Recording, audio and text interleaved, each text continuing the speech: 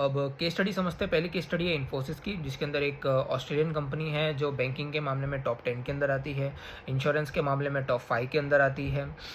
ये कंपनी ऐसी है कि जो पर्सनल इंश्योरेंस भी देती है, कॉर्पोरेट वालों को भी इंश्योरेंस देती है और वर्कर्स का कंपनसेशन भी देती है। अब दिक्कत ये आती है कि जब इतनी बड़ी कंपनी है, ऑब्वियसली इसके साथ बहुत सारे अलायंसेस होंगे, बहुत सारे इंटरमीडियरीज होंगे। तो क्या होता है कि इन लोगों को टाइमली और एक्यूरेटली कमीशन देना पड़ता है, पेमेंट देना पड़ता है। अगर एक बार भी अगर पेमेंट डिले हो जाती है तो ऑब्वियसली ट्रस्ट टूट जाता है और काम करने में बहुत दिक्कत आ जाती है।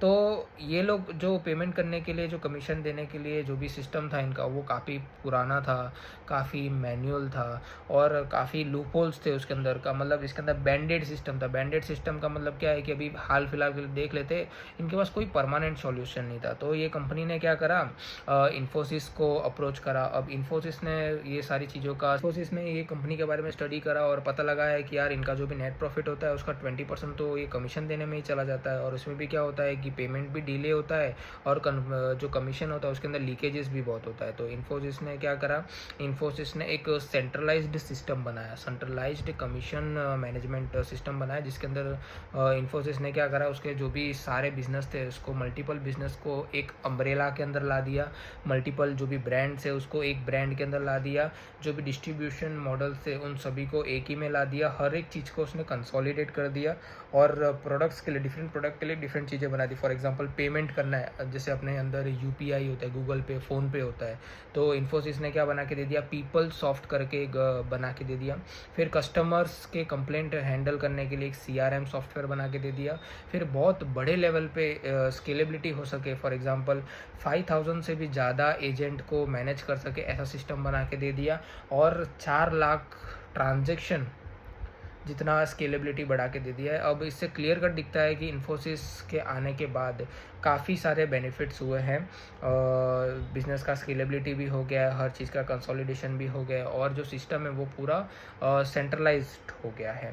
अब दूसरा केस स्टडी जो है वो फोर्ड का है। अब फोर्ड में क्या दिक्कत थी, फोर्ड में अकाउंटिंग की दिक्कत थी। फॉर एग्जांपल कि जो परचेजिंग टीम है, जैसे किसी को कुछ खरीदना है तो परचेजिंग वाला पहले ऑर्डर डालेगा, फिर वो सामने वाले के पास जाएगा, जो वेंडर है, जो सेलर है, उसके पास वो ऑर्डर जाएगा।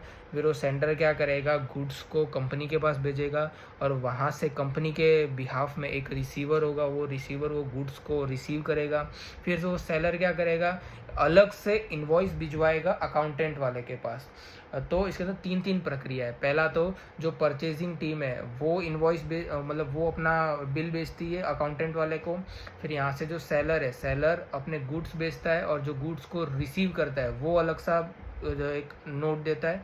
फिर सेलर अलग से एक इनवॉइस जनरेट करके वो भी एक देता है। तो एक काम के लिए 3 बार डॉक्यूमेंट्स आता है, उसको वेरीफाई करना, उसका पेमेंट करना, चेक करना। इसमें क्या है कि बहुत प्रोसेस हेक्टिक हो जाता है और इनको क्या करना पड़ता है कि 500 से ज़्यादा एम्प्लॉयज़ को एम्प्लॉय करना पड़ता है। और वहाँ पे उनकी जो कॉम्पिटिटर कंपनी, जो माजदा कंपनी है, वो लोग 100 बंदों में ही वो सेम टू सेम काम कर लेते। तो फोर्ड ने भी क्या करा, फोर्ड ने भी बीपीआर लगा दिया। तो इससे क्या हो गया कि 1-2 चीज़ें कम हो गई। फॉर एग्जांपल जो परचेज़र है वो तो order as it is seller को देगा, तो सेलर क्या करेगा, वो गुड्स भिजवा देगा, वहाँ से वो कंपनी के बिहाफ में वो रिसीवर हैंडल कर लेगा। बट वेंडर जो है वो अलग से इनवॉइस नहीं भेजेगा। जो रिसीवर है, जिसने कंपनी के बिहाफ में गुड्स को रिसीव करा, वो एक डेटाबेस में डाल देगा कि भाई मैंने इतने गुड्स को रिसीव करा। वो डेटाबेस में ऑटोमेटिक पेमेंट ट्रिगर हो जाएगा, मतलब वो जो ऑटोमेटिक पेमेंट जो है वो वेंडर के पास चला जाएगा और जो अकाउंटेंट है वो डेटाबेस के थ्रू सारा काम संभाल लेगा।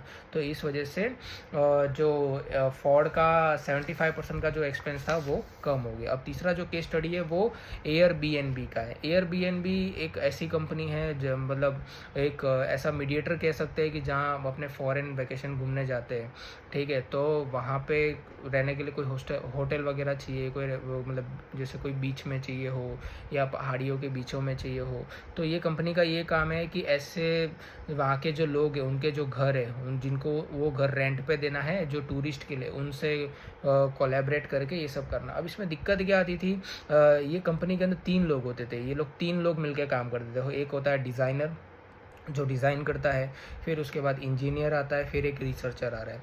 अब ये तीनों में क्या होता है कि ये लोग आपस में मिलते नहीं हैं, ये लोग तीनों पैरेलली अपना काम करते रहते हैं।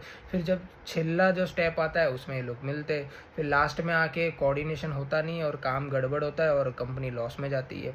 तो ये कंपनी ने भी क्या करा कि बीपीआर करना चालू कर दिया। अब इसके अंदर क्या कर दिया है कि तीनों को एक साथ कर दिया, तीनों को सेंट्रलाइज्ड कर दिया है, ठीक है। फिर दूसरा इन लोगों ने क्या करा कि सीधा आउटकम पे फोकस करने को ज़्यादा बोला है और टास्क पे फोकस नहीं करना है। अक्सर देखा होगा जैसे कि होता है ना घर पे भी कि आटा गूंदने का मेरा काम है, तवे पे डालना तुम्हारा काम है और उसको सेकने का किसी और का काम है दोस्तों। तो ऐसा नहीं होना चाहिए। तो तीनों लोगों को स्टार्टिंग से एक काम में इन्वॉल्व होना चाहिए और एंड में जो खाना बन रहा है वो टेस्टी होना चाहिए करके ये तीनों के जहन में होना चाहिए। ऐसा नहीं होना चाहिए कि ये काम मेरा ये काम तुम्हारा है करके, तो ऑब्वियसली उसमें गड़बड़ होता है। तो पहला तो क्या कर दिया कि तीनों को सेंट्रलाइज कर दिया है। ऐसा बोला है कि भले तुम दुनिया के तीनों कोने में हो बट तुम्हें जूम कॉल के तरह जूम कॉल से तुम्हें एक कनेक्ट करके ऐसा लगना चाहिए कि हम तीनों एक ही जगह पे एक साथ काम कर रहे हैं। फिर दूसरा ऐसा करा है कि भाई तुम्हें आउटकम पे फोकस करना है, ना कि टास्क पे कि ये टास्क तेरा था ये टास्क मेरा था करके। फिर तीसरा कि भाई सारे एक्टिविटीज़ को आपस में लिंक करके जो रिसर्चर है पहले जो लास्ट में आता था अब उसको डे 1 से लगा दिया गया है कि भाई तू जो रिसर्चर है वो इंजीनियर और डिज़ाइनर के साथ मिलके काम करेगा करके।